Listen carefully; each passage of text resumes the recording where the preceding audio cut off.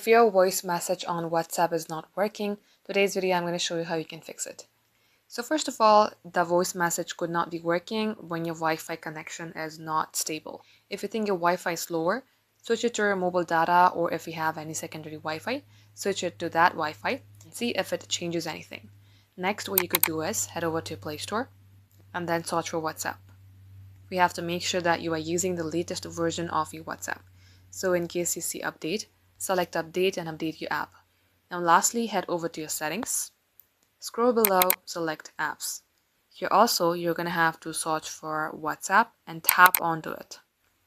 Scroll below, select storage. You will see clear cache on your bottom right hand side.